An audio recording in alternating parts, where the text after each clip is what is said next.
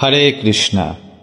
ভাগবত শ্রবণ করলে কি ফল হয়, আসুন আজকের এই ভিডিওতে জানব। তুঙ্গভদ্রা নদীর ধারে আত্মদেব নামে এক ব্রাহ্মণ বাস করতেন। আত্মদেবের অর্থ ছিল, কিন্তু কোনো বাচ্চা ছিল না, কোনো সন্তান ছিল না, যার জন্য সকালে কেউ এই ব্রাহ্মণের মুখ দেখে কাজে বের হতো না। এই দুঃখে কষ্টে আত্মদেব একদিন জঙ্গলে চলে গেলেন। সেখানে গিয়ে চিৎকার করে করে ভগবানকে ডাকতে ডাকতে বলতে লাগলেন, হে প্রভু, আপনি তো আমার ধন অর্থ টাকা পয়সা সবই দিয়েছিলে, কোনো কিছুর অভাব দাওনি, কিন্তু একটা সন্তান কেন দিলে না, যার জন্য কেউ আমার মুখ দর্শন করতে চায় না। এইভাবে বলতে বলতে হঠাৎ ওই পথ দিয়ে এক সাধু বৈষ্ণব যাচ্ছিলেন। আত্মদেব তখন ওই সাধুর চরণ জড়িয়ে ধরলেন এবং বললেন, হে সাধু বাবা, আমার অনেক অর্থ আছে, কিন্তু আমার কোনো সন্তান নাই, আমার কোনো কিছুর অভাব নাই, কিন্তু শুধু আমার সন্তান নাই। তাই আপনি দয়া করে আমাকে একটা সন্তান লাভের ব্যবস্থা করুন। তখন সেই সাধু আত্মদেবের হাত দেখে বললেন, তোমার তো 7 জন্মেও কোনো সন্তান নাই। আত্মদেব বললেন, আমি অত শত জানি না, আপনি আমাকে হয় একটা ব্যবস্থা করুন, নইলে আমার সামনে এই নদীতে ঝাঁপ দিয়ে আমি আত্মহত্যা করব। সাধু তো তখন মহা বিপদে পড়ে গেলেন।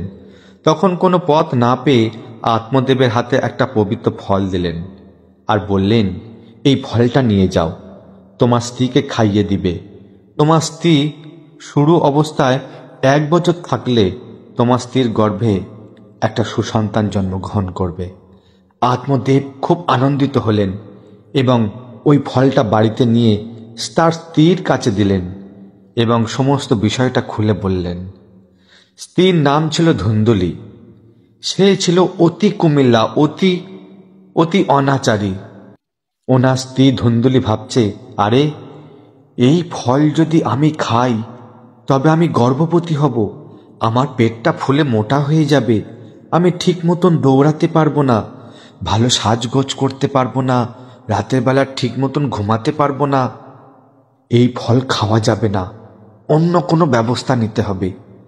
এই রকম ভাবতে ভাবতে ধুন্দুলির একটা বোন ছিল। সেই বোন সেখানে একদিন আসলো, তার বোনের সাথে সব কথা খুলে বলল। আর তখন সেই বোন বলল, এক কাজ করো, আমাকে কিছু টাকা দাও, আমার গর্ভের যে সন্তান আছে সেই সন্তানটা তোমায় দিয়ে দেব, ততদিন পেটে কিছু কাপড় পিছিয়ে রাখো যাতে কেউ বুঝতে না পারে। তখন ধুন্দুলি বললেন, হ্যাঁ বোন, ঠিক বলেছ, তাহলে আর এই ফল কি করব? তখন ধুন্দুলির বোন বলল যে, দিদি, তুমি এই ফলটা নিয়ে কোনো গরুকে খাইয়ে দাও। তখন ধুন্দুলি এই ফলটা নিল আর বাড়ির যে গাভী ছিল সেই গাভীকে খাইয়ে দিল। কিছুদিন পর ওই ধুন্দুলির বোনের একটা সন্তান হলো, পুত্র সন্তান। সেই পুত্র সন্তানটাকে নিয়ে দিদি ধুন্দুলিকে দিয়ে গেলেন। সেই ছেলেটার নাম রাখলো ধন্দুকারী। আর ওই গাভীটারও একটা বাচ্চা হলো ফলটা খেয়ে। সেই বাচ্চাটা দেখতে পুরো মানুষের মতন, কিন্তু কান দুটো ছিল গরুর কানের মতন দেখতে। তার নামও রাখা হলো গোকর্ণ। এই গোকর্ণ খুব ভালো ছিলেন, সবার সাথে সৎভাবে মিশে বেড়াতেন, সাধুসঙ্গ করতেন। আর ধন্দুকারী, যা ওনার বোন ধন্দুকারী ধুন্দুলিকে দিয়ে গেছেন, সেই সন্তান খুব খারাপ ছিলেন, মদ্যপান করত, জীব হত্যা, পশু হত্যা, চুরি ডাকাতি, পরস্ত্রী সঙ্গ, এমন কোনো পাপ কাজ ছিল না যা সে করত না। একদিন ধুন্দুকারী তার বাবা মার সাথে চরম অত্যাচার শুরু করলো। একদিন গোকর্ণ ভাবলেন, এইভাবে এখানে থাকা যাবে না, ধুন্দুকারী যেভাবে চরম অত্যাচার শুরু করেছে। গোকর্ণ কি করলেন, দীক্ষা নিয়ে তীর্থে চলে গেলেন। আর এদিকে ধুন্দুকারী বেশ কিছু বেশ্যা নিয়ে ঘরে বসে মদ্যপান আর যত শত পাপ কাজ করতে থাকত।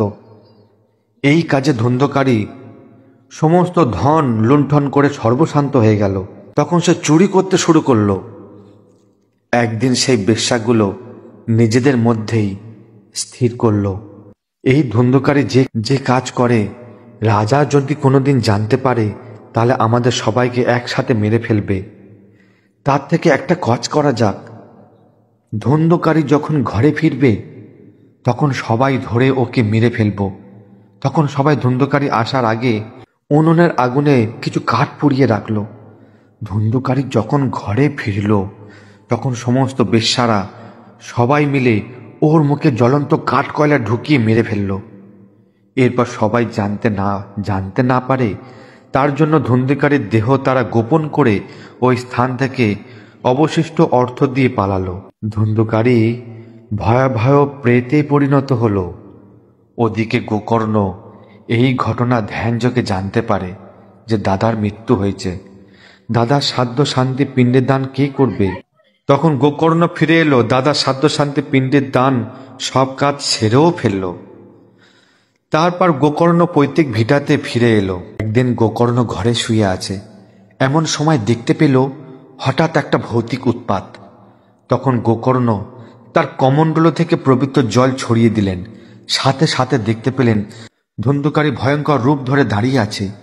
গোকর্ণ বললেন, দাদা, তোমার শ্রাদ্ধ শান্তি পিণ্ডদান সব করে দিয়েছি, তবুও তোমার মুক্তি হয়নি কেন? তাহলে কি তোমার এখনো গতি হয়নি? ধন্দকারী বলছে, আরে ভাই, ওই রকম হাজার হাজার পিণ্ডদান শ্রাদ্ধ শান্তি করলেও আমার মতন পাপীর কোনো গতি হবে না। তুমি তো ভাই সাধুসঙ্গ করো, তুমি একটু চেষ্টা করে আমাকে একটা গতি করো। গোকর্ণ সমস্ত গ্রামবাসীর কাছে গেলেন, সব ঘটনা খুলে বললেন, আর বললেন, আমার ভাইয়ের গতির জন্য আমি 1 সপ্তাহ ভাগবত পাঠের আয়োজন করব, তাই আপনাদের কাছে এসেছি। গ্রামবাসীরা সবাই বললেন, ঠিক আছে, আমরা সবাই তোমাকে সাহায্য করব। গোকর্ণ 7 গিঁট দেখে একটা বাঁশ নিয়ে আসলেন এবং ওই বাঁশটা ভাগবত আসরে পুঁতে দিলেন। এরপর মন্ত্রের দ্বারা ওই বাঁশের ভিতরে ওর দাদার আত্মাটাকে ঢুকিয়ে দিলেন। সকালে ভাগবত পাঠ শুরু হলো, আর সন্ধ্যায় যখন ভাগবত পাঠ শেষ হতেই বাঁশের একটা গিঁট ফেটে গেল। পরদিন সকালে আবার ভাগবত পাঠ শুরু হলো। সন্ধ্যায় যখন ভাগবত পাঠ শেষ হলো আবার একটা গিঁট ফেটে গেল। এইভাবে 7 দিন ভাগবত পাঠ হলো এবং বাঁশের 7টা গিঁট যখন ফেটে গেল, সঙ্গে সঙ্গে বাঁশের ভিতর থেকে ওই আত্মাটা বেরিয়ে একটা দিব্য শরীর ধারণ করলো এবং সাথে সাথে গোলক থেকে রথ চলে আসলো এবং বিষ্ণুর দূত ধন্দকারীকে গোলকে নিয়ে চলে গেলেন। সবাই তো আশ্চর্য। গোকর্ণ বিষ্ণুদূতদের বললেন, গ্রামবাসীরা সবাই 7 দিন ধরে ভাগবত কথা শ্রবণ করেছে, আর গ্রামবাসীরা সবাই জানতে চাইছে যে শুধু ধন্দকারীর জন্য বিষ্ণুদূত এলেন, গোলক থেকে রথ এলেন, তাহলে আমরাও তো 7 দিন ভাগবত কথা শ্রবণ করেছি, তাহলে আমাদের জন্য রথ আসলো না কেন? কারণ কি? তখন বিষ্ণুদূতরা বলছেন, দেখুন গ্রামবাসীরা, ধন্দকারী যেভাবে ভাগবত কথা শ্রবণ করেছে আপনারা কেউ সেইভাবে শ্রবণ করেন নাই। এখানে বসে আছেন কিন্তু মনটা হঠাৎ বাড়িতে চলে গেল, মনটা অন্য কোথাও চলে গেল। ভাগবত কথাতে কারোরই মন ছিল না, তাই তাতে ভাগবত শ্রবণের বিঘ্ন ঘটে।